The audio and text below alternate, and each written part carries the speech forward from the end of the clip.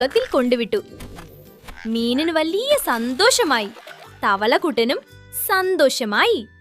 അങ്ങനെ തവളക്കുട്ടൻ വീണ്ടും പറന്നു കളിച്ചു. കുറച്ചു കഴിഞ്ഞപ്പോൾ കുറേ പക്ഷികൾ അവനെക്കാളും മുകളിൽ പറക്കുന്നത് അവൻ കണ്ടു. അപ്പോൾ തവളക്കുട്ടൻ വിചാരിച്ചു, എങ്കിൽ പക്ഷികളുടെ കൂടെ പറക്കാം, കുറച്ചുകൂടി ഉയരത്തെ പോകാം എന്ന് കരുതി അവൻ വീണ്ടും കുറേ കൂടി ഉയരത്തിലേക്ക് പറന്നു. മറ്റു പക്ഷികളോടൊപ്പം അവൻ പറന്നു വരച്ചു.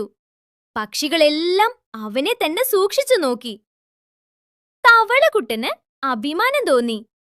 കുറെ നേരം കളിച്ചപ്പോൾ അവൻ കണ്ടു, ദൂരെ അതിലും ഉയരത്തിൽ ഒരു പരുന്ത് പറക്കുന്നത് അവൻ കണ്ടു. താമരപ്പൂവ് പറഞ്ഞ കാര്യങ്ങളെല്ലാം തവളക്കുട്ടൻ അപ്പോൾ ഓർത്തില്ല. തവളക്കുട്ടൻ അഹങ്കാരത്താൽ വീണ്ടും ഉയരത്തിലേക്ക് പറന്നു.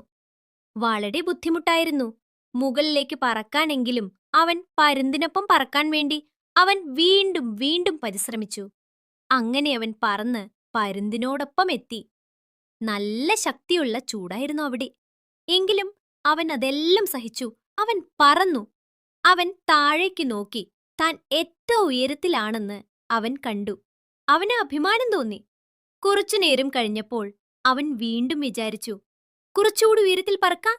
അപ്പോൾ ഈ ലോകത്തിൽ തന്നെ ഏറ്റവും ഉയരത്തിൽ പറക്കുന്നത് ഞാനായിരിക്കും എന്ന് അഹങ്കാരത്തോടെ തവളക്കുട്ടൻ വിചാരിച്ചു.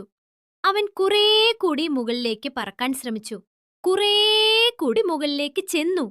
പക്ഷേ ശക്തിയായ ചൂട് കാരണം തവളക്കുട്ടന്റെ ചിറകെല്ലാം